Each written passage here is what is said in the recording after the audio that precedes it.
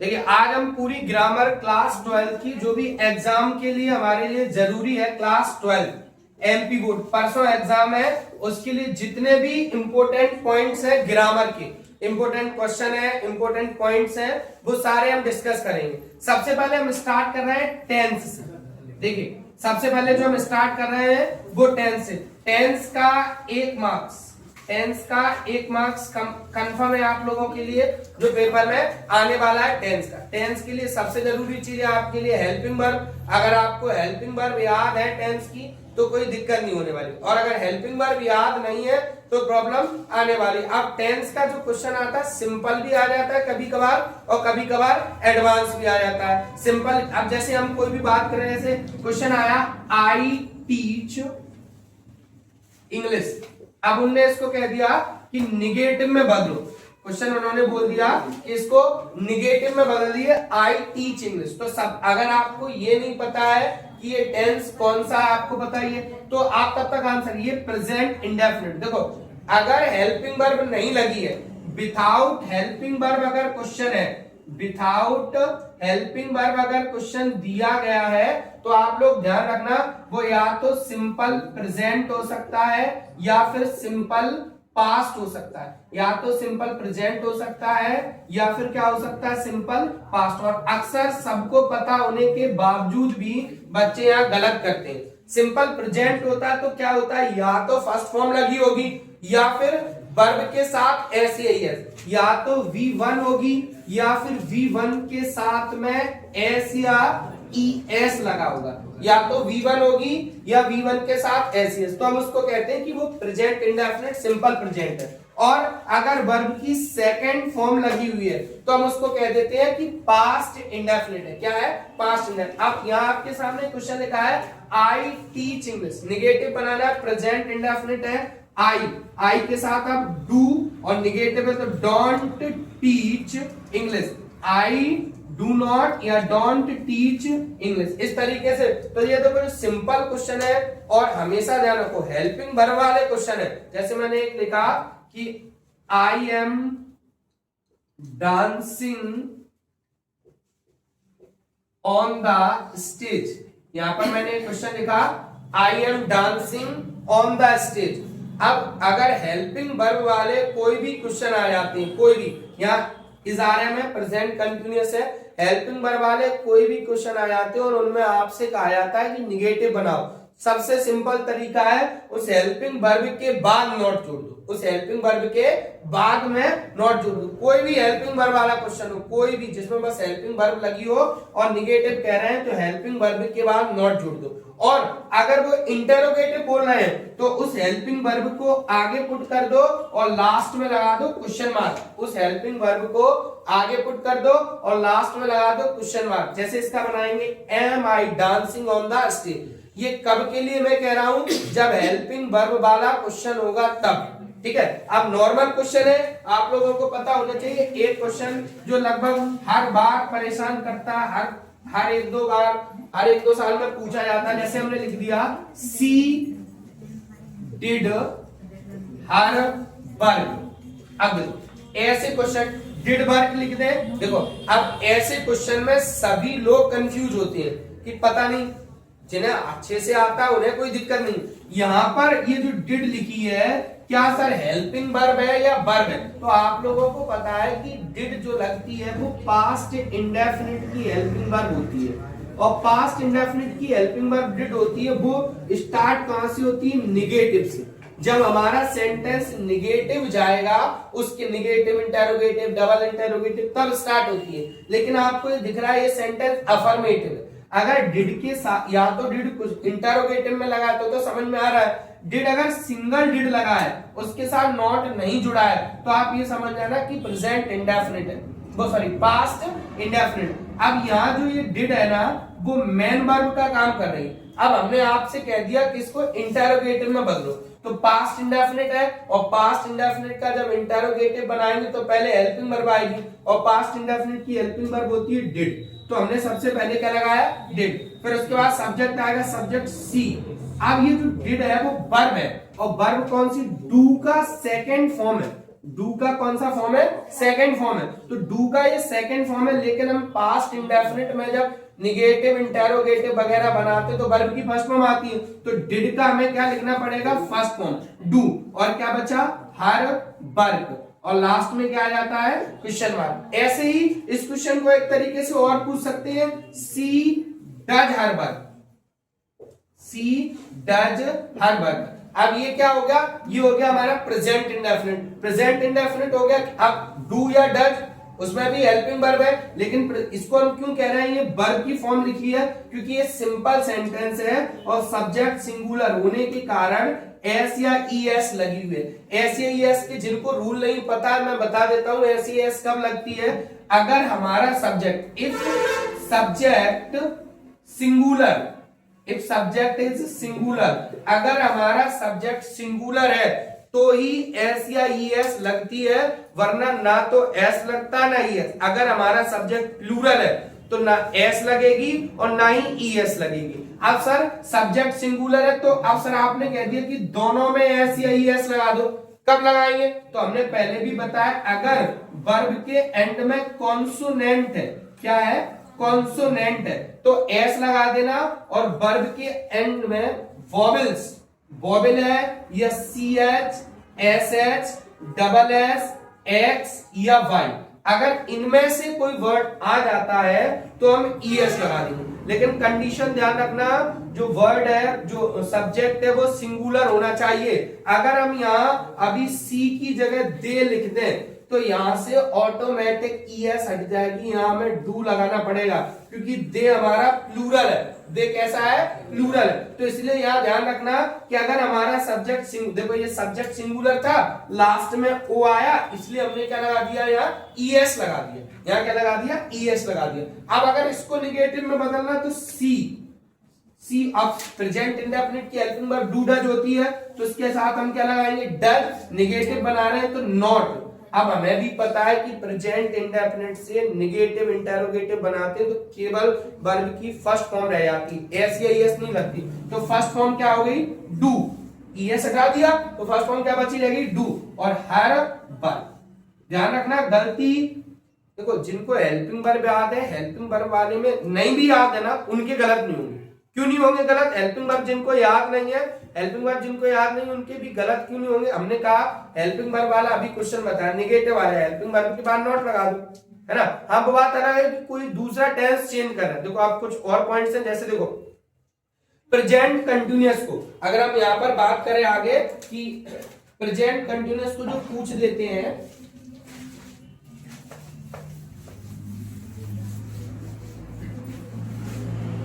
Present continuous का एक नाम और दे देते हैं, प्रेजेंट प्रोग्रेसिव। ध्यान रखना प्रेजेंट प्रोग्रेसिव में उन्होंने बोल दिया कि प्रेजेंट प्रोग्रेसिव में बदलो तो दिक्कत आ जाती है। ध्यान रखना मतलब दिक्कत, बहुत सारे लोग समझ ही नहीं पाते कि प्रेजेंट प्रोग्रेसिव होता क्या है। प्रेजेंट प्रोग्रेसिव का मतलब होता है कॉन्टिन्यूअस। क्या होता है? कॉन्टिन्यूअस, यानी कि एक और नाम है इम्परफेक्ट। ध्यान रखना इम्परफेक्ट, अगर इम्परफेक्ट वर्ड लिख के आ गया तो इम्परफेक्ट को ध्यान रखना, इसको भी कंटिन्यूअस बोलते हैं, इसको भी इम्परफेक्ट को ही कंटिन्यूअस। रुको एक मिनट, देखिए प्रेजेंट प्रोग्रेसिव और इम्परफेक्ट इन दोनों को कह रहे हैं हम कंटिन्यूअस कहते हैं। ध्यान रखना ये गलती मत करना। अब ये तो हो गया नॉर्मल बारे, अब हम बात करते हैं जहां गलत होता है डबल इंटेरोगेटिव। अब हम जो बात कर रहे हैं वो बात कर रहे हैं डबल इंटेरोगेटिव, या हम जिसको क्वेश्चन वर्ड इंटेरोगेटिव भी कह देते हैं, इसको हम कह देते हैं क्वेश्चन वर्ड इंटेरोगेटिव। अब इसमें जो हमसे क्वेश्चन पूछ सकते हैं वो कौन कौन से क्वेश्चन वर्ड है? देखो where, what, when, how many और हाउ मच। इसके क्वेश्चन में आप लोगों को बता रहा हूं। वेयर के क्वेश्चन कई बार आ चुके हैं, जैसे मैंने लिखा कि you go to Delhi by bus. मैंने क्वेश्चन लिख दिया you go to Delhi by bus, ये क्वेश्चन लिख दिया और पेपर में आ गया कि इसको क्वेश्चन वर्ड यानी कि जो क्वेश्चन वर्ड है वो वेयर का यूज करो। आपको पता है वेयर जो इंडिकेट करता है वो प्लेस को, व्हाट इंडिकेट करता है रीजन, है ना, या फैक्ट स्टेटमेंट बोल सकते हैं, रीजन या स्टेटमेंट, व्हेन यूज करता है टाइम को, और हाउ मैनी यूज करता है नंबर, किसी भी चीज के नंबर प्राप्त करने के लिए, और हाउ मच यूज करते हैं हम क्वांटिटी के लिए। किसके लिए यूज करते हैं? क्वांटिटी के लिए। अब हम यहां से अगर हम आगे बढ़े तो हमने इसमें बोल दिया आपसे वेयर का यूज करो। वेयर का यूज करेंगे जब भी वेयर का किसी भी टेंस में, अब ये टेंस प्रेजेंट इंडेफिनिट का है तो डबल इंटरोगेटिव बनाएंगे तो पहले क्वेश्चन वर्ड वेयर, अब डबल इंटरोगेटिव हेल्पिंग वर्ब आएगा where do you go to. अब ये जो दिल्ली वर्ड है ये प्लेस को इंडिकेट कर रहा है, हटाना पड़ेगा।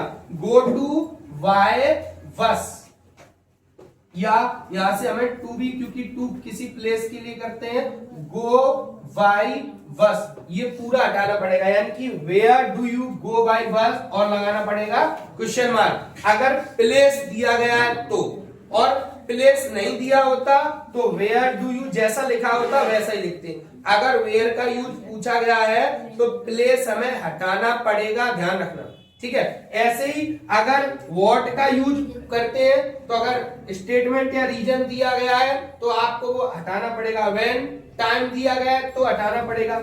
हाउ मैनी हाउ मच को देखना है, हाउ मैनी और हाउ मच ये गलत होता है। कैसे? जैसे हमने आप लोगों के सामने क्वेश्चन और लिखूंगा यहां पर, देखो हाउ मैनी और हाउ मच के लिए जैसे मैंने लिखा कि ही सोल्ड 100 बुक्स, मैंने ये लिख दिया ही सोल्ड 100 बुक्स। अब यहां पर मैंने कह दिया हाउ मैनी, अब यहां हाउ मच का तो यूज हो नहीं सकता क्योंकि हाउ मैनी काउंटेबल के लिए लगेगा और हाउ मच अनकाउंटेबल के लिए लगेगा। तो 100 बुक्स लिख दिया। तो हम इसको कैसे बनाएंगे? तरीका वही है, बस यहां क्या होता हाउ मैनी। अब क्या बेच रहे हैं? किताबें, तो जो भी नाउन होगी वो उसके साथ लगानी पड़ती है।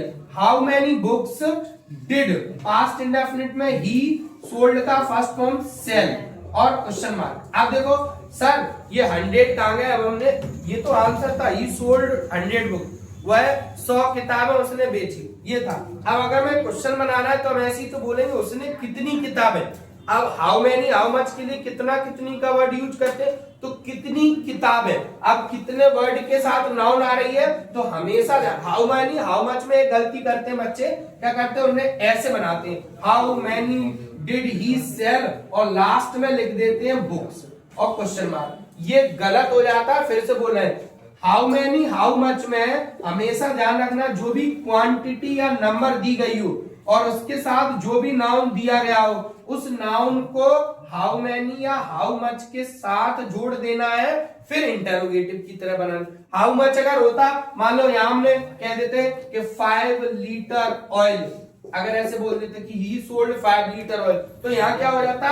हाउ मैनी की जगह हो जाता how much, how much oil, क्या हो जाता? How much oil did he sell question mark, ये ध्यान रखना। और देखो टेंस हो सकता है कि नॉर्मल आ रहा है, लेकिन अगर इस तरीके का टेंस आ गया ना तो बहुत सारे बच्चों से गलतियां होने वाली है। जी ध्यान रखना, जो भी इनमें से क्वेश्चन वर्ड पूछा गया है वो चीज को हटा देना है। वेयर पूछा गया प्लेस हटा देना, व्हेन पूछ दिया गया टाइम हटा देना, व्हाट व्हाई पूछा गया रीजन हटा देना, हाउ मैनी हाउ मच पूछा गया है तो जो भी क्वांटिटी और नंबर है वो हटा देना, ठीक है ना। अब इसके बाद हम आगे बात करते हैं, ये टेंस की बात हो गई। अब यहाँ पर टेंस की बगल से एक जो इंपोर्टेंट पॉइंट्स है उनको भी डिस्कस कर लेते हैं। इसके साथ है एक क्वेश्चन पूछ दिया जाता है इम्फेटिक सेंटेंस, टेंस से रिलेटेड होता है इम्फेटिक सेंटेंस। टेंस में पूछ दिया जाता है कि चेंज इनटू इम्फेटिक सेंटेंस। जैसे हमने लिख दिया सी टेल्स ए स्टोरी, और आपसे पेपर में पूछ देंगे चेंज इनटू एम्फेटिक सेंटेंस। अब हम लोग ये कहेंगे सर एम्फेटिक सेंटेंस क्या होता है? अफर्मेटिव जानते हैं, नेगेटिव जानते हैं, interrogative, double interrogative. Emphatic sentence क्या होता है? तो आप बहुत सारे अलग अलग तरीके से बना। एम्फेटिक सेंटेंस दो ही टेंस में पूछा जाता है, प्रेजेंट इंडेफिनिट में या फिर पास्ट इंडेफिनिट में, दो ही तरीके से पूछा जाता है। इसके लिए फॉर्मूला तैयार किया है। इसके लिए फॉर्मूला होता है एम्फेटिक सेंटेंस के लिए subject plus do, does, did और वर्ब की first form object other verb. केवल ये फॉर्मूला याद रखो और चीजें खत्म। ये फॉर्मूला याद रखो और चीजें खत्म। फॉर्मूला है देखो सी, अब प्रेजेंट इंडेफिनिट है तो डू डज अप्लाई करेंगे, डिड तो अप्लाई करेंगे नहीं, क्योंकि ये एक साथ इसलिए लिख दिया है कि दोनों यानी एक ही टेंस में, प्रेजेंट इंडेफिनिट में या पास्ट इंडेफिनिट में आता है। तो डू डज या डिड, तो अब यहाँ डू डिड का तो कोई काम नहीं, प्रेजेंट इंडेफिनिट सी के साथ डज, वर्ब की फर्स्ट फॉर्म यहाँ गलती होती, एस हटाना पड़ेगा, टेल लिखना पड़ेगा, टेल ए स्टोरी। पास्ट में होता तो डिड टेल ए स्टोरी, मान लो ऐसे लिखा होता सी टोल्ड ए स्टोरी, तो हम आंसर बनाते she did tell a story. Do does की जगह क्या होता है? और ये जब भी पूछा जाता है गलतियां होती है, ध्यान रखना। Emphatic sentence. अब इसके बाद हम आगे बात कर रहे हैं टेंस के बाद बात करेंगे पैसिव वॉइस की। टेंस के बाद बात करेंगे हम पैसिव वॉइस की। पैसिव वॉइस में सीधा एक फॉर्मूला याद रखेंगे और पैसिव वॉइस को खत्म करेंगे। पैसिव वॉइस के लिए क्या फॉर्मूला याद रखेंगे?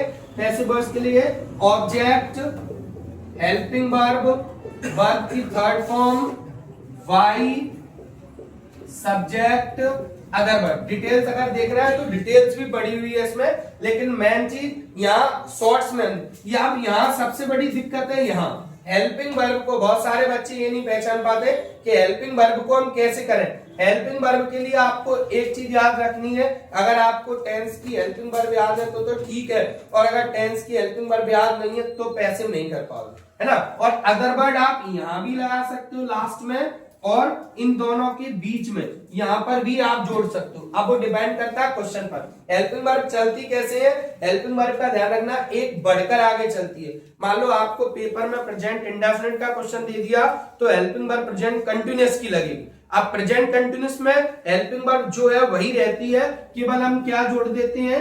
बीइंग जोड़ देते हैं। मान लो प्रेजेंट कंटिन्यूअस का क्वेश्चन आ जाए और आपसे कह दिया जाए कि पैसिव वॉइस में बदल दो। जैसे हमने क्वेश्चन कर दिया कि हमने एक क्वेश्चन किया ही इज कुकिंग फूड, हमने क्वेश्चन करा ही इज कुकिंग फूड, ये क्वेश्चन लिख दिया हमने। अब आपसे कह दिया पैसिव में बदलो, तो फूड हेल्पिंग वर्ब जो है वही रहेगी, इसके साथ बीइंग। ये दो जगह काम करता है, प्रेजेंट कंटिन्यूअस में काम करेगा, प्रेजेंट कंटिन्यूअस में काम करेगा और पास्ट कंटिन्यूअस में काम करेगा। प्रेजेंट कंटिन्यूअस, पास्ट कंटिन्यूअस दोनों में काम करेगा, ठीक है। ही इज बीइंग, कुकिंग का थर्ड फॉर्म लग जाएगा कुक्ड, वाई, और ही का क्या हो जाएगा? हिम। लेकिन इस क्वेश्चन की जगह अभी कोई दूसरा टेंस होता, मान लो हम कोई भी एक और सेंटेंस लिख दे रहे हैं, हमने लिखा they have won the match, हमने क्वेश्चन लिख दिया they have won the match, ये पूरा लिख दिया।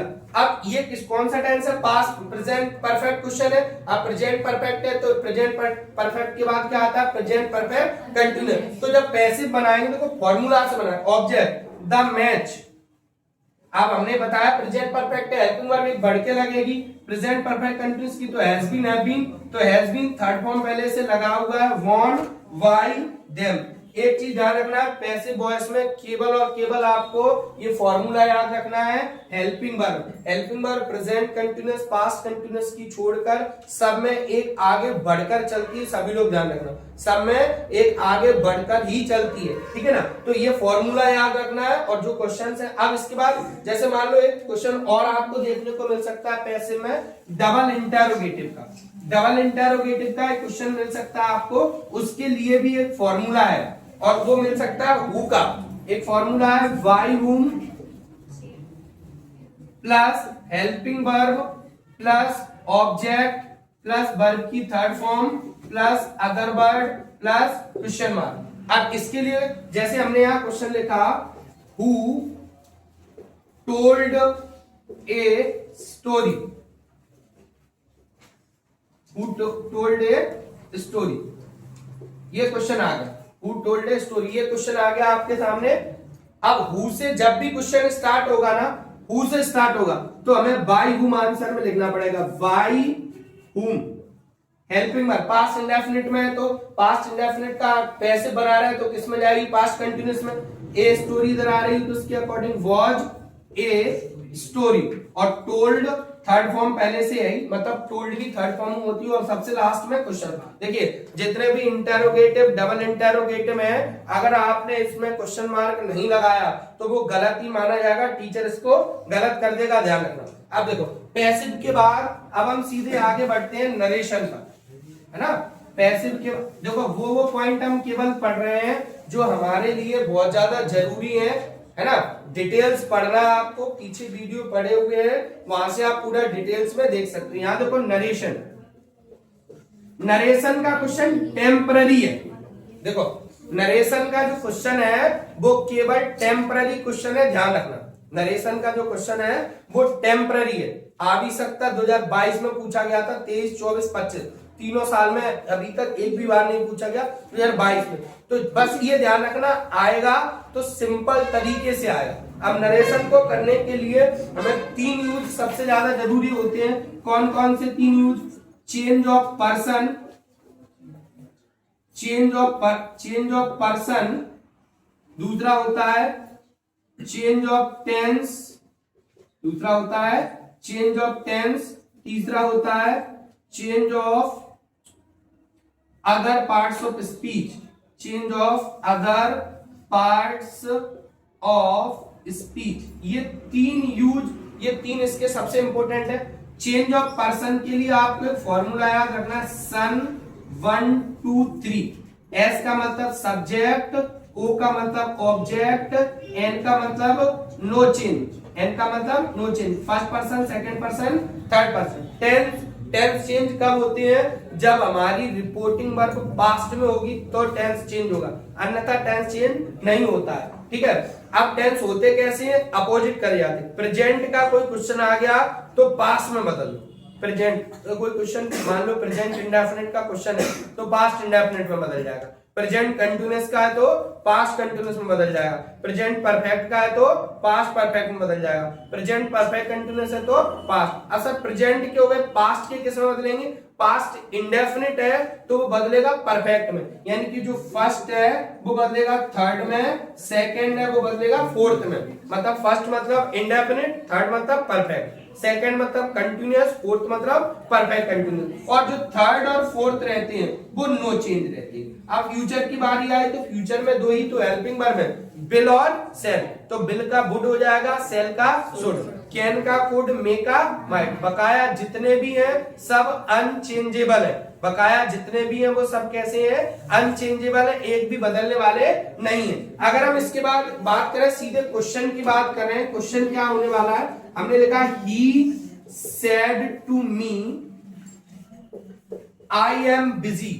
एक हमने क्वेश्चन लिखा, he said to me I am busy. अब इसको बना रहे हैं, ध्यान रखो,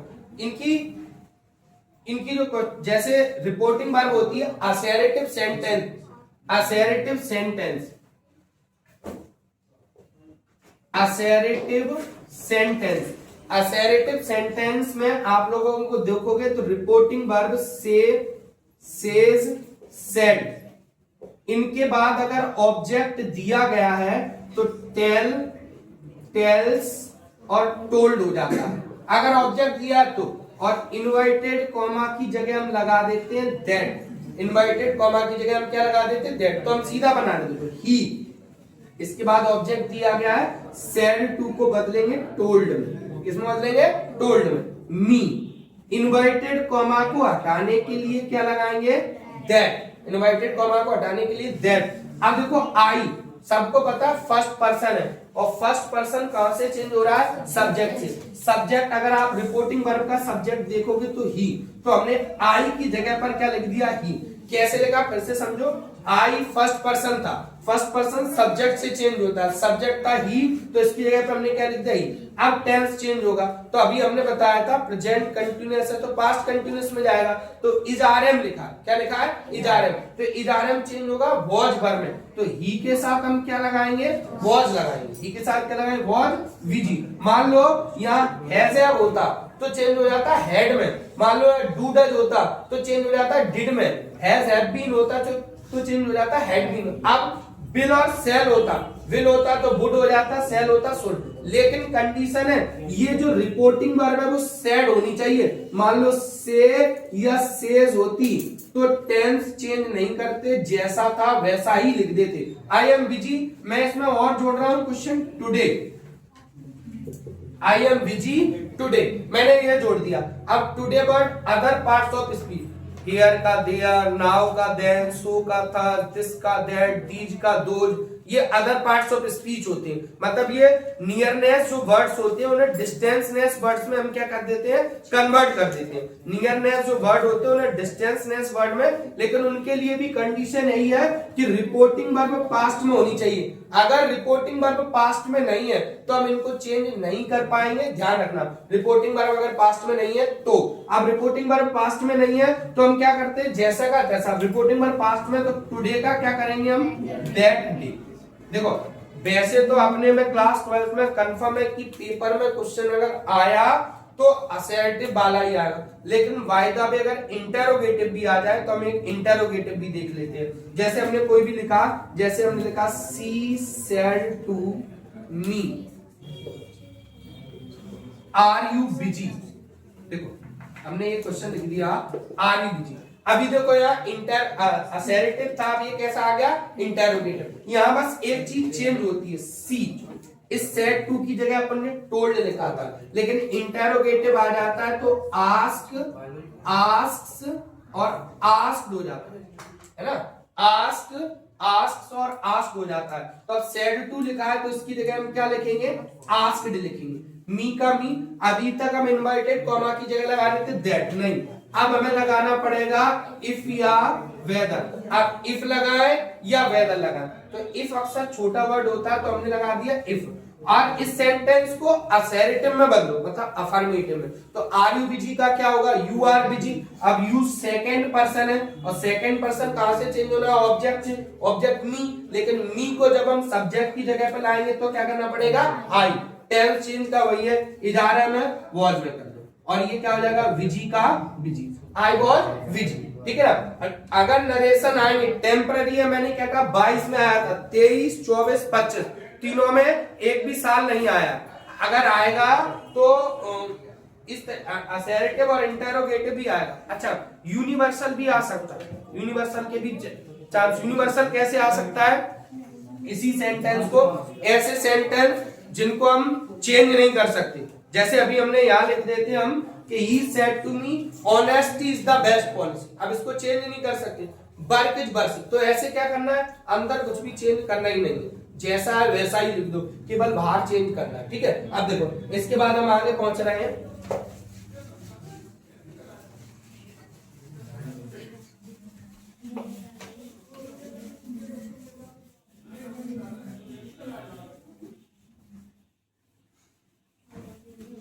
नरेशन के बाद हम पहुंच रहे हैं क्लॉज पर, ठीक है। तो सारे टॉपिक कवर करने पूरे इसी में, जितने भी इंपॉर्टेंट टॉपिक है जहां से क्वेश्चन अपने बन रहे हैं, जहां से क्लॉज, क्लॉज के लिए रिलेटिव क्लॉज, नाउन क्लॉज, सीधा वहां पहुंच रहे हैं जहां से पेपर में क्वेश्चन बन रहा है, रिलेटिव क्लॉज या नाउन क्लॉज। तो पहले हम बात करते हैं नाउन क्लॉज की। नाउन क्लॉज में क्वेश्चन कैसे पूछा जा सकता है, देखिए हमने आपके सामने हमने एक सेंटेंस लिखा, he said that he is a teacher, sorry he was a teacher, ये लिख दिया हमने, he said that he was a teacher.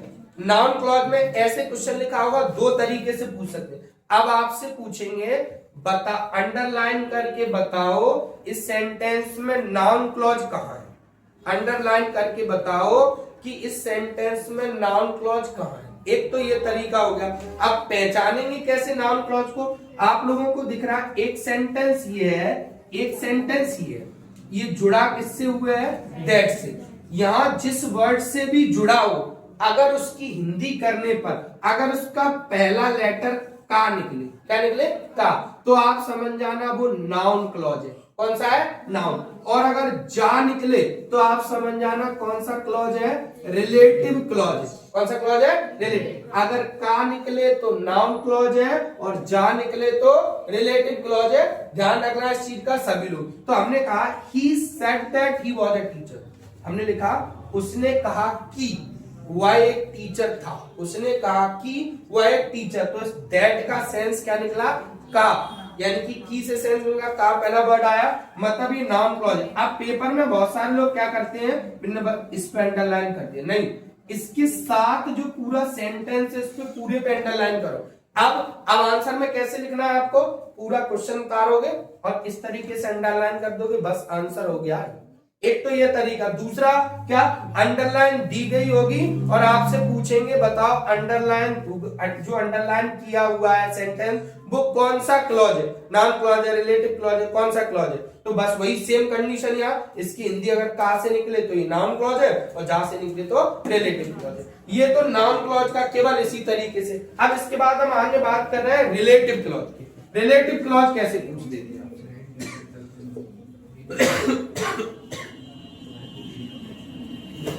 Relative clause के लिए वैसे तो रिलेटिव क्लॉज की पूरी डिटेल्स की वीडियो डली हुई है। रिलेटिव क्लॉज के लिए पूरी डिटेल्स से वीडियो डली हुई है, तो आप अगर वहां से देख लोगे तो और क्लियर हो जाए। लेकिन रिलेटिव क्लॉज के लिए सबसे पहले आप एक फॉर्मूला याद रखो, एक तरीके का याद रखो कि subject plus relative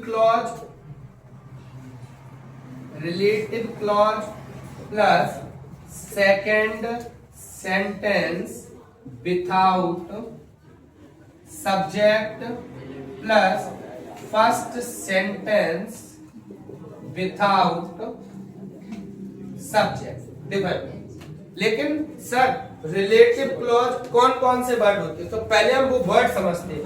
relative clause के लिए आपको हु, whom, whose, which और दैट, ये याद रखना। दैट तो इसको हम दैट को तो हटाई दो, दैट तो क्योंकि दैट से क्वेश्चन पूछा नहीं जा रहा, तो हम केवल वहां पहुंच रहे हैं जहां से question who, whom, whose, which। इसमें क्या होता है, ये जो तीनों पॉइंट है ना, ये पर्सन के लिए यूज होते हैं, और ये जो which है ना, ये थिंग के लिए यूज होता है। हु, whom, whose पर्सन के लिए यूज होते हैं, which जो है वो थिंग के लिए यूज होता है। तो आपको क्या करना है, अगर थिंग है तो फिर कहीं सोचना ही नहीं है कुछ, हमें क्या लगा देना, which। लेकिन पर्सन है, पर्सन के लिए भी मैं आप लोगों को ट्रिक बता देता हूं। अगर दोनों सेंटेंस के सब्जेक्ट सेम है ना, अगर दोनों सेंटेंस के सब्जेक्ट सेम है ना, तो आप ध्यान रखना पर्सन के लिए हम हु क्लॉज का यूज करेंगे। किसके लिए? हु। अगर पहले सेंटेंस का सब्जेक्ट और दूसरे का ऑब्जेक्ट सेम है, पहले सेंटेंस अगर दोनों सेंटेंस के सब्जेक्ट सेम है और पर्सन है, समझो यहां, समझने की कोशिश करो। अगर दोनों सेंटेंस के सब्जेक्ट सेम है और पर्सन है तो हम हु लगाएंगे, लेकिन दोनों सेंटेंस, पहले सेंटेंस का सब्जेक्ट और दूसरे का ऑब्जेक्ट सेम है तो आप लोग ध्यान रखना, तो हम लगाएंगे हुम। क्या लगाएंगे? हुम लगाएंगे। पहले सेंटेंस का सब्जेक्ट दूसरे का ऑब्जेक्ट सेम है तो हम क्या लगाएंगे? हुम लगाएंगे। ध्यान रखना इस चीज का। सर हुज कब लगाएंगे? हुज लगाएंगे possessive case, his, my, your, our, इस तरीके का। मतलब किसी सेंटेंस में आपको लग रहा है कि वो पोजीशन की बात कर रहे हैं, माय वर्ड है, अवर वर्ड है, हिज वर्ड है, हर वर्ड है, देयर वर्ड है, ये पूछे जा रहे हैं, तो फिर हम क्या यूज करते हैं? हुज का। और वरना आप एक चीज ध्यान रखो, ज्यादातर अपने पेपर में सब्जेक्ट सेम वाला ही आता है, सब्जेक्ट सेम वाला। तो आप ध्यान रखोगे कि सब्जेक्ट सेम है तो हु लगा देना, और सब्जेक्ट और ऑब्जेक्ट, पहले सेंटेंस का सब्जेक्ट दूसरे का ऑब्जेक्ट सेम है तो हु। सर मान लो ऐसा हुआ पहले का ऑब्जेक्ट और दूसरे का सब्जेक्ट सेम है तो क्या लगाएंगे? तो भी हु लगाएंगे। अब ये तो हमने ग्रामेटिकल लैंग्वेज में बात, नहीं तो आप लोग हमेशा एक चीज ध्यान रखना कि हु के बाद कभी भी आपको सब्जेक्ट नहीं मिलेगा। और whom के बाद हमेशा आपको सब्जेक्ट मिलेगा। हु के बाद कभी भी सब्जेक्ट नहीं मिलेगा। ये फिलअप में भी पूछ दिए जाते हैं, तो ध्यान रखना। कई मान लो फिलअप में पूछ दिए गए हु, हुम, हुज ऑप्शन में है, तो ध्यान रखना अगर सब्जेक्ट होगा उसके बाद तो हु तो लग ही नहीं सकता, और अगर सब्जेक्ट होगा तो क्या लगेगा, हुम लगेगा। अब मैंने एक फॉर्मूला लिखा है, जो फॉर्मूला लिखा दिख रहा होगा आप लोगों को, ये दिख रहा है जब सब्जेक्ट सेम होते हैं। कई बार क्वेश्चन भी आया है, जैसे हमने लिखा the boy is my cousin, the boy is wearing A red shirt, इस तरीके से। तो आप कैसे करना है, देखो सब्जेक्ट सेम है दोनों का, सब्जेक्ट सेम है तो हमने लिखा द बॉय, ठीक है। अब हमने क्या कहा था, सब्जेक्ट सेम होगा, पर्सन होगा तो हु का यूज करना है, तो हु का यूज कर दिया। Second sentence without subject, second sentence में से सब्जेक्ट हटा दो, is wearing A red shirt, is wearing A red shirt. फिर हमने क्या बोला है, सेकंड फर्स्ट सेंटेंस से भी सब्जेक्ट हटा दो, तो is my cousin, is my cousin, ये पूरा हो गया। इसी तरीके से सेकंड वाला भी था, ठीक है। बस उसमें क्या करना है, यहाँ सब्जेक्ट हटा रहे थे वहां ऑब्जेक्ट हटाना है ना। डिटेल्स में भी पढ़ा हुआ है, वहां से देख सकते हैं। लेकिन ये जो क्वेश्चन इसी तरीके का टाइप कि पेपर में अगर बनेगा तो इसी तरीके के टाइप का क्वेश्चन बनेगा। अब हम आगे, इसके बाद हम आगे बढ़ रहे हैं। क्लॉज के बाद अगर कोई चीज आती है तो वर्ब पर पहले डिस्कस करेंगे।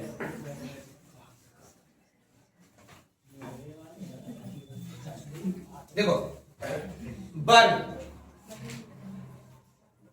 वर्ब में क्या है, वर्ब में एक तो टेंस वाली वर्ब होती है, वो तो अगर अभी हमने बताया टेंस की हेल्पिंग वर्ब वगैरह याद है तो वर्ब। हम बात कर रहे हैं non finite verb, non finite verb जिससे क्वेश्चन बनने के पूरे चांस है।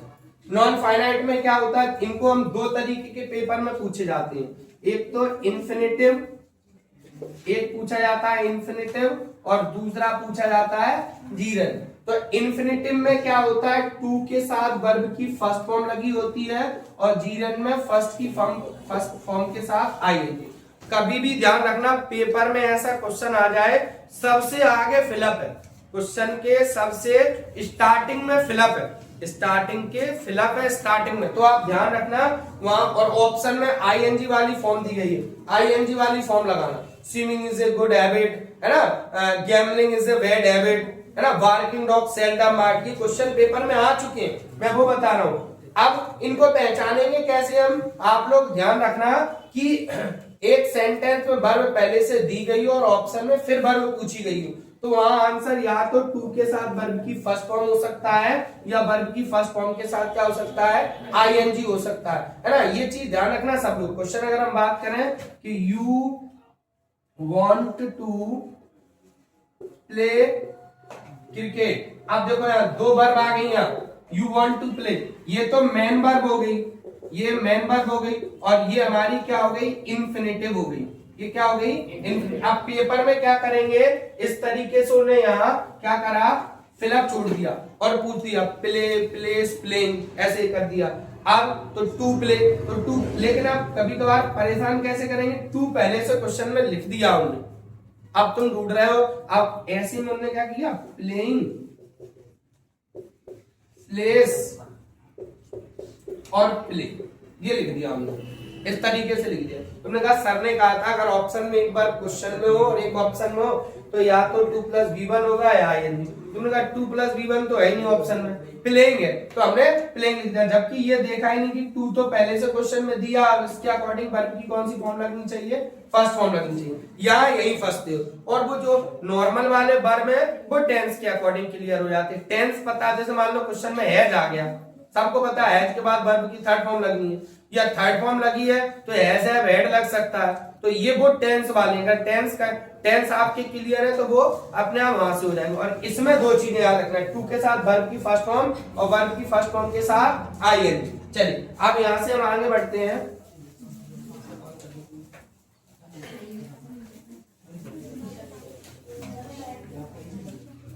आर्टिकल्स, देखो आर्टिकल्स, डिटरमिनर्स के अंदर ही आता है ये टॉपिक, डिटरमिनर्स भी यही क्लियर करेंगे हम, डिटरमिनर्स के अंदर आता है।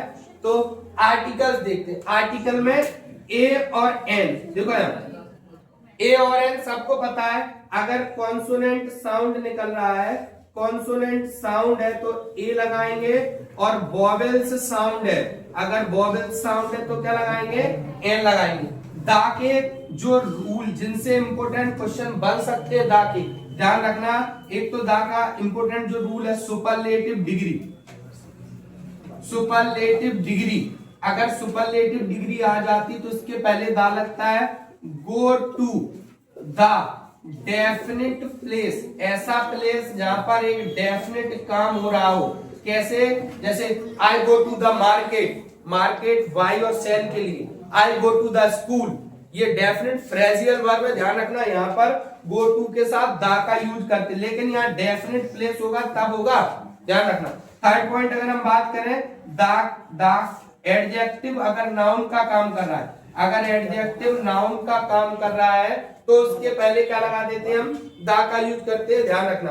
फोर्थ पॉइंट की अगर हम बात करें, noun plus of plus noun, यानी कि नाउन है फिर ऑफ है फिर नाउन है, तो पहली नाउन के पहले में दा लगाना, ये नाउन चाहे सिंगुलर प्लूरल कैसी भी हो, और ये तो सबको पता ही है, रिवर्स नेम है, न्यूज़पेपर्स नेम है, होली बुक्स नेम है, the sun, the moon, the, ये सब के लिए फेमस, ये सबको, ये इंपोर्टेंट जो रूल हमने 4 बताए हैं, इनको आप लोगों को ध्यान रखना है। इसमें एक और याद कर देना, म्यूजिकल इंस्ट्रूमेंट, इस साल चांस है कि आपके म्यूजिकल इंस्ट्रूमेंट से रिलेटेड जो पॉइंट है वो आपका बन सकता है, म्यूजिकल इंस्ट्रूमेंट से रिलेटेड जो पॉइंट है।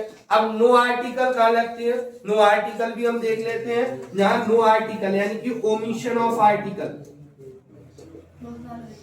ओमिशन ऑफ आर्टिकल, देखिए हाँ यहाँ पर एक रूल और रह गया है, क्लॉज का फॉर्मेशन हो, क्लॉज का formation of clause, formation of relative clause. अच्छा यार एक चीज और ध्यान रखना सब लोग, फॉर्मेशन ऑफ रिलेटिव क्लॉज अपन कह देते हैं समझाने के लिए कि रिलेटिव क्लॉज के पहले दा लगेगा, लेकिन एक्चुअल में जो क्वेश्चन है उसमें जो वर्ड होता है, जैसे अभी हमने यहाँ लिखा था the boy who is wearing A red shirt is my cousin, अब बॉय के पहले दा लगा दिया था, इसका मतलब है यहाँ जो बॉय है ना वो स्पेशलिटी पर्सन के रूप में, जब भी किसी को हम किसी भी पर्सन या थिंग को स्पेसिफिक बनाते हैं ना तो उसके पहले दा लगाते हैं, लेकिन आप तो इतना ध्यान रखो जब भी रिलेटिव क्लॉज की फॉर्म में टेंस लिखा हो, रिलेटिव क्लॉज लिखा हो तो वहां चाहे थिंग हो चाहे पर्सन हो उसके पहले में दा लगा। ओमिशन ऑफ आर्टिकल की बात करें, लैंग्वेज के नेम है, लैंग्वेज का नाम है, सब्जेक्ट का नाम है, गेम्स का नाम है, ठीक है, गेम्स का नाम आ जाए, फेस्टिवल का नाम है, ठीक है ना, और सबसे जरूरी चीज डे और मंथ, अगर इनका भी नाम आ जाता है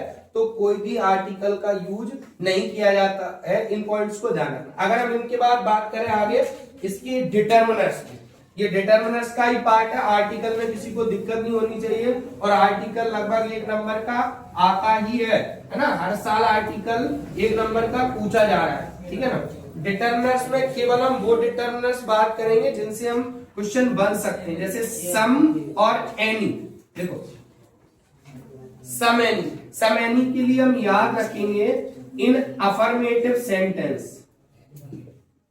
सम का यूज कब करते हैं जब सेंटेंस अफर्मेटिव हो, एनी का यूज कब करते हैं जब सेंटेंस कैसा हो, इन निगेटिव सेंटेंस, निगेटिव और इंटरोगेटिव सेंटेंस, मतलब समझो अगर सेंटेंस अफर्मेटिव है तो सम का यूज कर दो, और सेंटेंस निगेटिव या इंटरोगेटिव है तो एनी का यूज कर दो।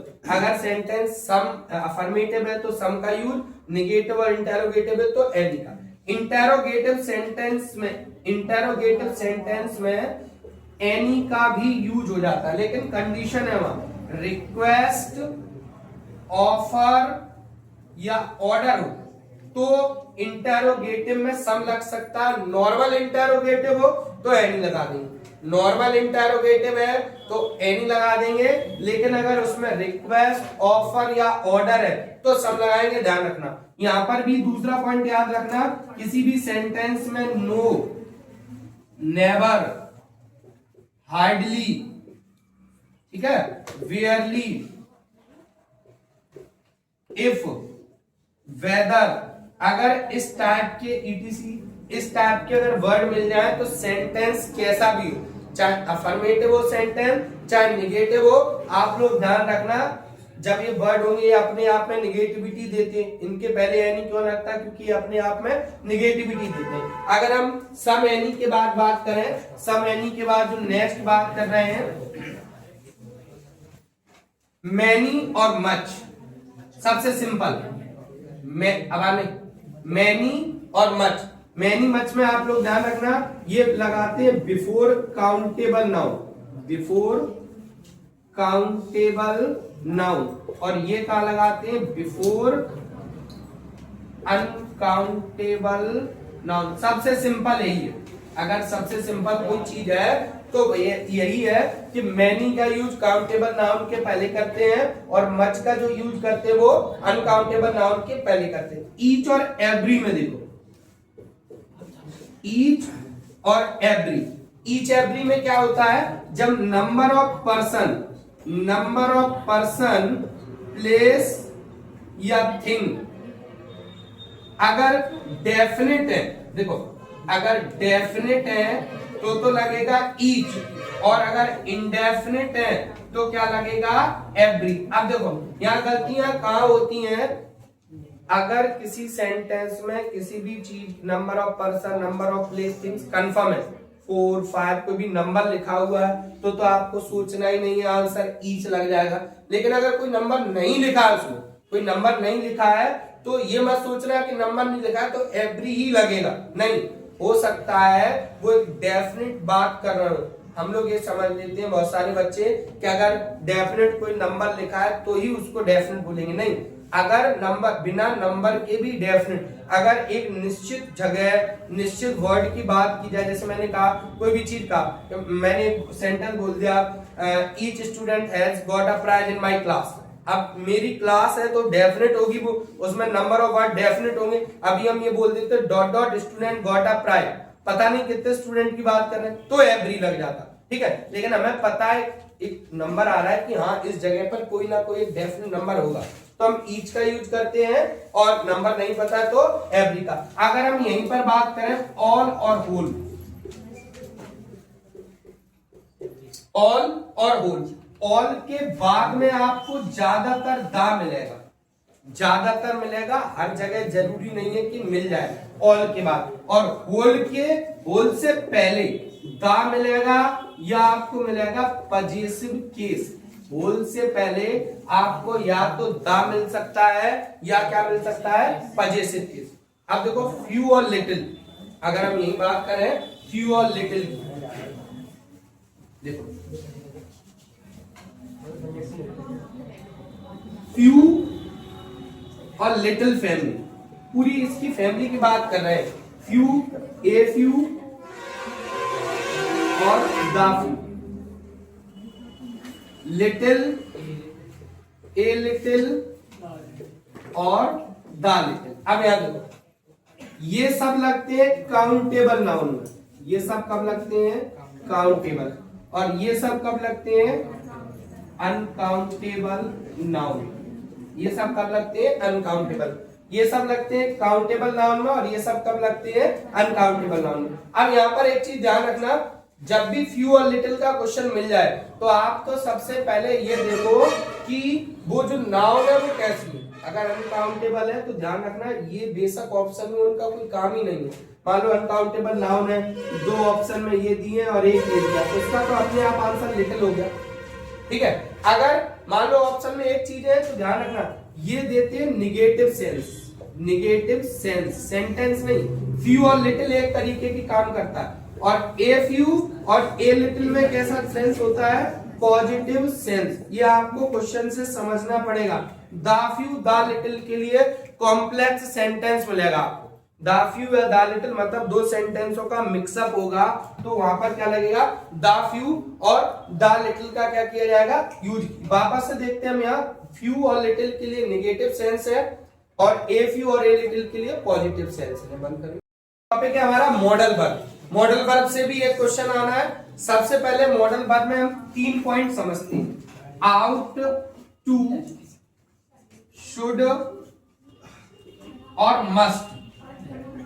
आउट टू, शुड और मस्ट। देखो आउट टू और शुड एक ही चीज है, आउट टू और शुड एक ही चीज है। अब यहां देखो, यहां क्या होता है, एडवाइज, इन तीनों की बात कर रहा हूं। एडवाइज, अगर हम दूसरा का मोरल ड्यूटी, मोरल ड्यूटी, ठीक है, और तीसरा बोले कंपल्सन। अब सुनो, ये आउट टू और शुड तो एक ही चीज है, इनको अलग कौन करता है, वर्ड टू अलग करता है, इनको अलग कौन करता है, टू। अब सबसे ज्यादा कंफ्यूजन होती इन दोनों में। कहीं पर भी मोरल ड्यूटी का क्वेश्चन आ गया और हमसे, जैसे हमसे बोल दिया कि यू डॉट डॉट ओबे योर पेरेंट्स, ठीक है। अब ये हम तुमसे कह रहे हैं कि तुम्हें अपने माता पिता की आज्ञा, मोरल ड्यूटी भी एडवाइस भी हो सकती है। अब शुड और मस्ट दोनों ऑप्शन, और ये रूल दोनों में आ जाता है। इनको कवर कैसे करेंगे, हमेशा ध्यान रखो, अगर मोरली बात कर रहे हैं तो आप शुड लगा देना, और कहीं पर कंपल्सन की बात हो रही है, मतलब कोई भी चीज ऐसा है कि अनिवार्य कर दिया है, जैसे अभी हम यही लिख देते हैं, वी डॉट डॉट पे आवर टैक्सेस, तो यहां हमें लगाना पड़ता मस्ट और यहां हम लगाते शुड। लेकिन अगर मान लो ऑप्शन में, मान लो यहां हमने शुड लगा दिया है, लेकिन ऑप्शन में शुड है ही नहीं है, तो फिर हम प्रेफरेंस किसको दे सकते हैं, मस्ट को दे सकते हैं। ऐसे ही यहां मस्ट ऑप्शन में है नहीं है, तो हम प्रेफरेंस किसको दे सकते हैं, शुड को। इन ये तीनों पॉइंट सब लोग ध्यान रखना, इन तीनों पॉइंट से बिल्कुल क्वेश्चन बन सकता है। आउट टू, यही बगल में हम लिख रहे हैं यूज्ड टू। देखो ये सबसे, इन सबको अलग कौन सी चीज करती है, टू अलग करती है, लेकिन एक ही क्वेश्चन में ये दोनों ऑप्शन में आ जाए, फिर कैसे करेंगे सर हम। देखो ये किसी एक के साथ है तो हमें समझ में आता है कि टू इनको अलग कर रही है, लेकिन अगर एक ही क्वेश्चन में दोनों ऑप्शन आ जाए तो ध्यान रखना, ये हमेशा चलता है ये वाला पास्ट में, यानी कि in past tense. Used to का जो यूज करते हैं वो पास्ट के लिए करते हैं, पास्ट का हैबिट बताने के लिए, पास्ट का अस्तित्व बताने के लिए यूज्ड टू। और ये एडवाइज और मोरल ड्यूटी में, तो अगर एक साथ भी आ जाए तो ध्यान रखना, एडवाइज या मोरल ड्यूटी टाइप क्वेश्चन है तो आउट टू लगा देना, और अगर पास्ट में टेंस से हैबिट बता रहे हैं या पास्ट का अस्तित्व बता रहे हैं तो क्या लगा देना, यूज्ड टू लगा देंगे। अब इसके बाद हम आगे बढ़ते हैं इसमें मॉडल वर्ब में। नीड और डेयर बहुत कम क्वेश्चन बनता है, लेकिन सीधी सी पॉइंट याद ध्यान रखो, नीड मतलब जरूरत के सेंस में यूज करते हैं, और डेयर मतलब साहस के सेंस में। ये जब भी मिलेगा ऑप्शन में एक साथ मिलेगा। और नीड और डेयर मॉडल वर्ब भी है, मेन वर्ब भी है, लेकिन मॉडल वर्ब कब होती है, जब सेंटेंस निगेटिव या इंटेरोगेटिव, ये दोनों के लिए बता रहा हूं, नीड और डेयर तभी यूज करी जाती है, ठीक है।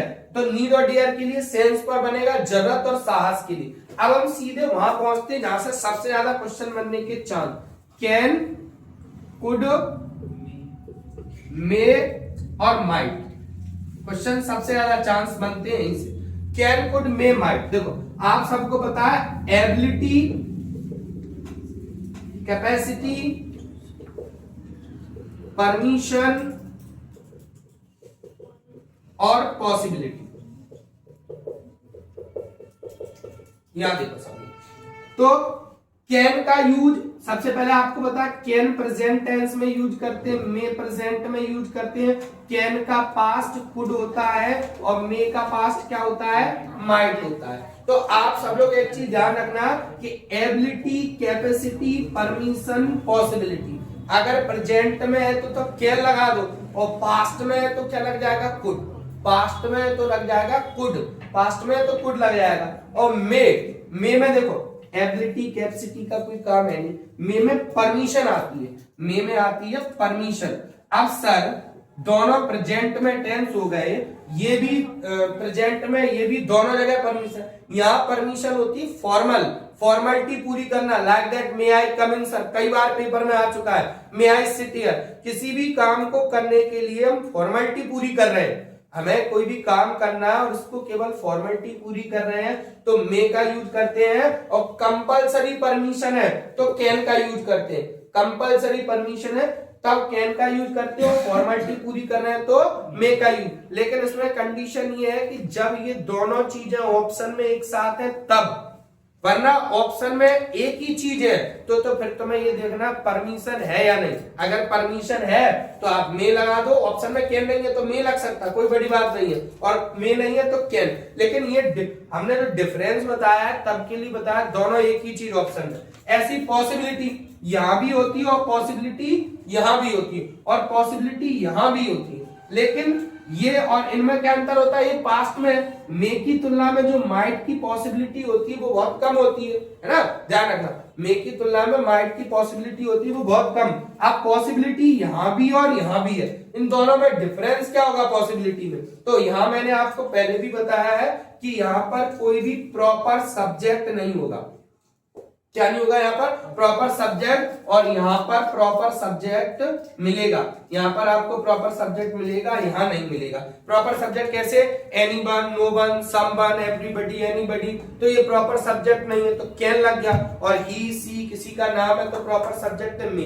लेकिन ये कब के लिए बता रहे हैं, जब दोनों एक साथ होंगे तब, और दोनों एक साथ नहीं होंगे तो फिर बात हमें ये देखना, पॉसिबिलिटी है कैन है तो कैन कर देंगे, मे है तो मे कर देंगे। मे में कुछ पॉइंट और आते हैं मे में, जैसे ऑप्टेटिव सेंटेंस में हमने पढ़ा था विश है, प्रेयर है, ठीक है ना, कर्स है।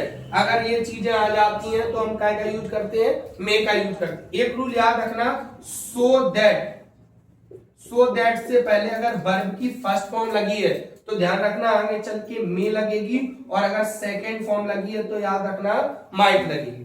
मे, माइट, वर्ब की फर्स्ट फॉर्म लगी है तो सो दैट, और वर्ब की सेकेंड फॉर्म लगी है तो माइट लगेगा, ध्यान रखना इस चीज का, ठीक है। अब विल, शैल, वुड, एक आध दो ये इतने इंपोर्टेंट नहीं है। कुड में एक पॉइंट और याद रखना, कुड में एक सब लोग याद रखना, पास्ट की हैबिट बताने वाला। अगर किसी टेंस में पास्ट की हैबिट बता रहे हैं हम कोई भी, कि व्हेन आई वाज यंग, जब मैं जवान था, I could swim across the river, मैं पूरी नदी को तैरकर पार कर जाता था, तो पास्ट की हैबिट बताएंगे तो ध्यान रखना वहां कुड का यूज करेंगे। तो मॉडर्न में इससे आगे कुछ नहीं, यही नॉर्मल सी चीजें हैं। अब इसके बाद हम आगे बात कर रहे हैं,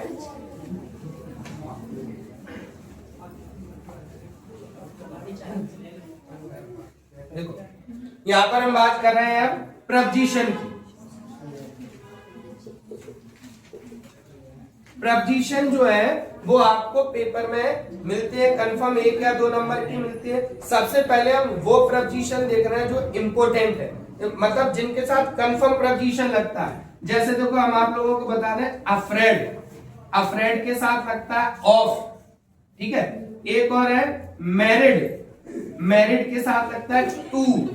एक और है नॉन, नॉन के साथ लगता है टू, ठीक है। ये सफरिंग, ये कंफर्म प्रपोजिशन बता रहा हूं मैं, इनके साथ यही लगना है। सफरिंग के साथ लगता है फ्रॉम, सफरिंग के साथ क्या लगता है, from. Afraid of, married to, known to, suffering from, ये कंफर्म प्रपोजिशंस होते हैं, इनके साथ यही पर यही वर्ड ही लगना है, ठीक है ना, ध्यान रखना है। अब जैसे एंग्री, एंग्री और एग्री, इनके साथ विथ लगता है, ठीक है। अगर देखो एग्री के साथ एट भी लगता है, लेकिन जब वो किसी थिंग से एग्री हो तब, और किसी थिंग या किसी फैक्ट से और पर्सन से एग्री है तो विथ लगेगा।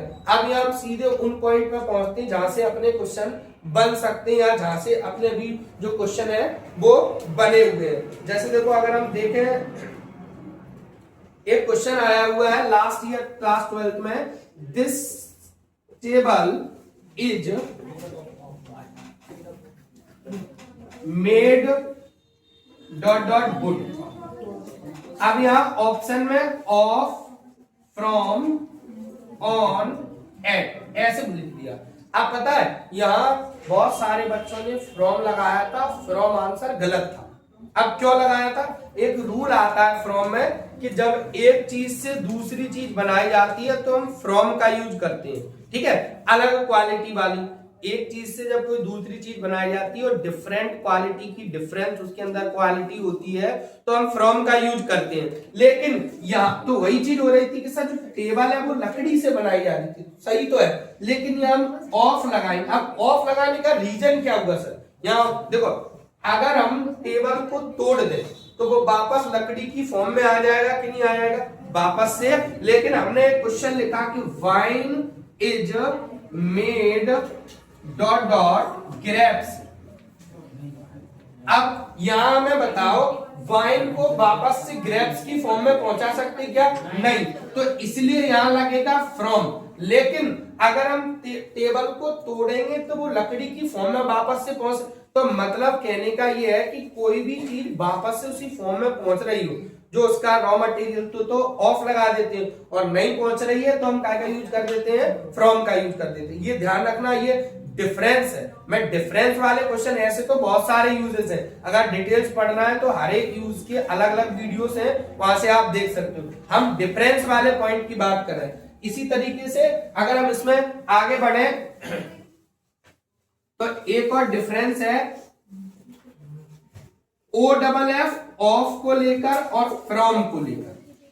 क्या होता है? देखो यहां क्या होता है, जब भी कोई भी चीज किसी सरफेस से अलग हो, सरफेस से अलग हो, अगर सरफेस से अलग होगे, सरफेस से अलग होगा तो हम ऑफ का यूज करेंगे, और किसी प्लेस से अलग होगा, प्लेस से अलग होगा तो हम फ्रॉम का यूज करेंगे। जैसे he is coming from Gwalior, वह ग्वालियर से आ रहा है, यानी कि प्लेस से अलग हो गया। एक हमने लिखा ही फॉल्स ऑफ द ट्रेन, अब वो ट्रेन से गिर गया। अब पता है ट्रेन एक सरफेस था, तो सरफेस से अलग हो रहे हैं तो ऑफ का यूज करते हैं, किसी प्लेस से अलग हो रहे हैं तो फ्रॉम का। अब यहां दिक्कत क्या है, यहां पर हम फ्रॉम भी लगा सकते हैं, लेकिन कंडीशन ये है कि ऑप्शन में ऑफ नहीं होना चाहिए। अगर ऑप्शन में ऑफ नहीं है तो हम फ्रॉम भी लेकिन यहां नहीं हो सकता। क्या ऑप्शन में फ्रॉम नहीं हो तो सर यहां ऑफ लगा सकते? नहीं, यहां गलत हो जाएगा, लेकिन यहां सही होगा कि ऑफ ऑप्शन में नहीं है तो फ्रॉम लगा सकते हैं। यहां दिक्कत सिंपल सी इतनी है कि ऑफ सरफेस से अलग हो जाए, फ्रॉम किसी जगह से अलग हो जाए, ठीक है। अब इसके बाद हम आगे और बढ़ते हैं इसमें, देखिए, ठीक है। अब प्लेस को लेकर, प्लेस को लेकर क्या है, देखिए, इन और एट में देखो, कंट्री, स्टेट और मेगा सिटीज, अगर इनके नाम है तो हम क्या लगा देते हैं? इन लगा देते हैं। और विलेज या स्मॉल सिटीज है तो हम क्या लगा देते हैं? एट। लेकिन एक ही सेंटेंस में दो जगह के नाम आ जाए तो पहली के पहले एट और दूसरी के पहले इन लगाएंगे, ध्यान रखना इस चीज का। एक और है ऑफ का यूज है बीमारियों के नाम के पहले, किसके पहले? बीमारी। इनसे रिलेटेड क्वेश्चन बन चुका है, बीमारियों के नाम के पहले हम किसका यूज कर देते हैं? ऑफ का यूज कर देते हैं। देखो मैं और बात करूं, जिस तरीके, जिस टाइप के, जिस पॉइंट से अपने में जिस टाइप के क्वेश्चन आए हैं उन पर मेन चीज है।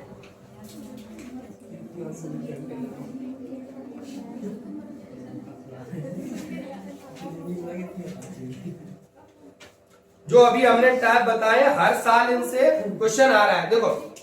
और आपको पता है इनका यूज मैं के पॉइंट में तो किया जाता है। एक और ध्यान रखो, इनटू मूविंग कंडीशन हो, अंदर से बाहर जा रहे हो या बाहर से अंदर आ रहे हो, किसी कोई भी थिंग या पर्सन वह कमरे में आ रहा है, he is coming into the room, वह कमरे से बाहर जा रहा है। तो जब भी कोई भी चीज अंदर से बाहर या बाहर से अंदर मूव हो रही होती है तो वहां ध्यान रखना इनटू का यूज करेंगे, है ना। जो इंपोर्टेंट यूज थे वो मैंने, अब अच्छा, बिटवीन अमॉन्ग है, आपको पता है कोई भी दो पर्सन के लिए बात करते तो बिटवीन का, और दो से ज्यादा की बात करते तो अमोंग का बात करते हैं। सिंस और फॉर का डेफिनेट प्लेस है तो सिंस का यूज करते, सॉरी डेफिनेट टाइम है तो सिंस का यूज करते हैं, और इनडेफिनेट टाइम है तो फॉर का यूज करते हैं। और ये कब करते हैं? जब टेंस कायम हो, परफेक्ट कंटीन्यूअस में टेंस हो। बिना परफेक्ट कंटीन्यूअस की टेंस है तो ध्यान रखना इनका यूज करते हैं मंथ और ईयर के नाम, मंथ और ईयर के नाम में।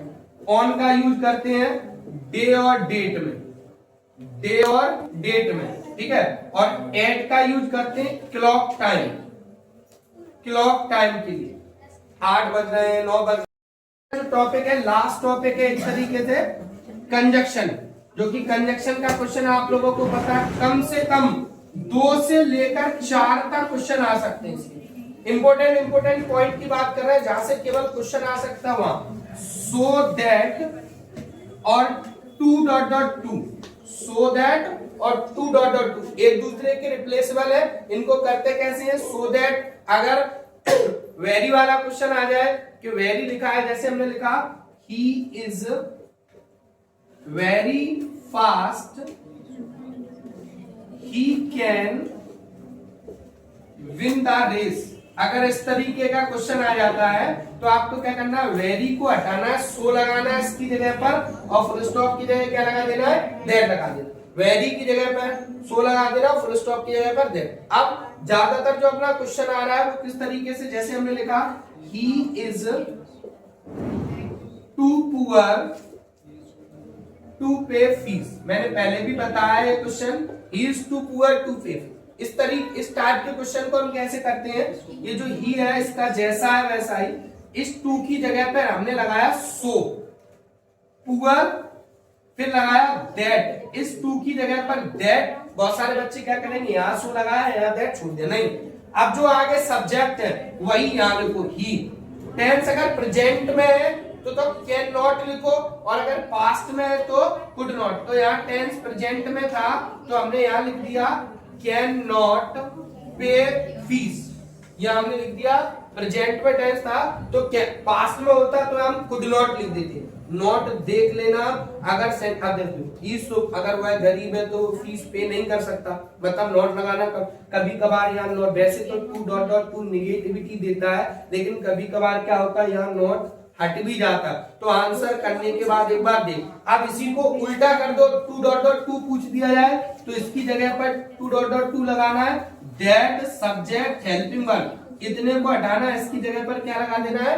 टीओ वाला टू लगा देना। अब अगला पॉइंट अगर हम इसके बाद बात करें, सो दैट और टू के बाद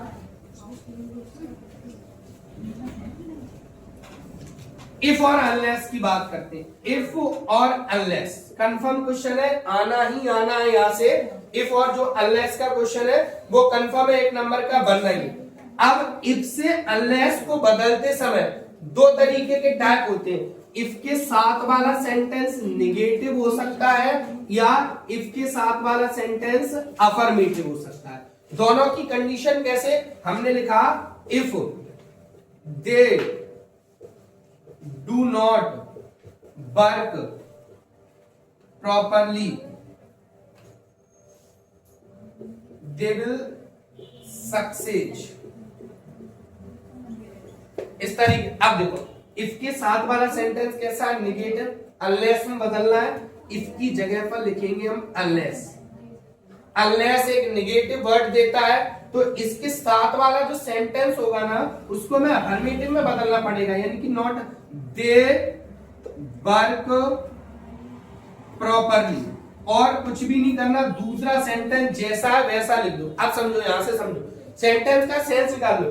अनलेस दे वर्क प्रॉपरली, वो काम नहीं करेंगे, अगर वो ढंग से काम नहीं करेंगे दे विल, अच्छा यहाँ सेंटेंस में दे विल नॉट सक्सेस होगा, दे विल नॉट सक्सेस। क्या ध्यान नहीं दिया क्वेश्चन में? देखो if they do not work properly they will not success, मतलब पहले इफ की जगह पर आपको लगा देना अनलेस। इफ की जगह पर अनलेस, सेंटेंस को अफर्मेटिव, दूसरे सेंटेंस में मैं कुछ भी नहीं करना, जैसा वैसा ही छोड़ो। देखो अनलेस दे वर्क प्रॉपरली, यदि वे काम नहीं करते हैं ढंग से, दे विल नॉट सक्सेस, तो वो सक्सेस नहीं होंगे। तो ये इस तरीके का ध्यान रखना, इफ की जगह पर अनलेस करना है, सेंटेंस को अफर्मेटिव दूसरा है वैसा छोड़ दो, उसमें हमें कुछ करना नहीं। लेकिन अगर सेंटेंस अफर्मेटिव होता पहला, मान लो ये जो पहला सेंटेंस है, if they work properly they will succeed, अगर ऐसे होता if they work properly they will succeed, तो फिर इसका आंसर कैसे करते? तो इफ की जगह पर अनलेस, पहला सेंटेंस अफर्मेटिव था, जैसा था वैसा ही करते, दूसरे सेंटेंस को उल्टा कर देते। उल्टा कैसे कर देते? अगर निगेटिव नहीं था तो निगेटिव बना देते, और अगर निगेटिव होता तो उसमें से नॉट क्या कर देते? हटा देते। ये इफ और अनलेस को करने का तरीका। इसके बाद अगला हम बात करें जो सबसे इंपॉर्टेंट है, हर साल इसका क्वेश्चन आना, हर साल इसका क्वेश्चन आना है, और वो क्वेश्चन कौन सा है? No sooner dot dot than. पिछले 4 सालों में हर साल क्वेश्चन आया है, पर साल एज सून एज का आ गया है, लेकिन ये दोनों एक दूसरे पर ही बनते हैं। No sooner dot dot than और एज सून एज, पिछले 22, 23, 24 नो सूनर आया है, लास्ट ईयर में आपका एज सून एज आ गया। करना एक ही, अगर क्वेश्चन में एज सून एज होगा तो नो सूनर बनाते समय एक फॉर्मूला याद रखो, no sooner plus interrogative sentence, मतलब एज सून एज के साथ जो भी सेंटेंस दिया गया है, जो भी सेंटेंस दिया गया है उसको इंटेरोगेटिव बदल दो। जब ये पूरा इंटेरोगेटिव हो जाए फिर देन लगा दो, और second sentence same, second sentence से हमें कोई भी लेना देना नहीं है। ये कब का है? एज सून एज से नो सूनर देन में कन्वर्ट करना हो, तो एज सून एज की जगह नो सूनर लगाया हमने, फर्स्ट सेंटेंस इंटेरोगेटिव बना दो, देन लगा दो, और फिर सेकंड सेंटेंस सेम लिख दो।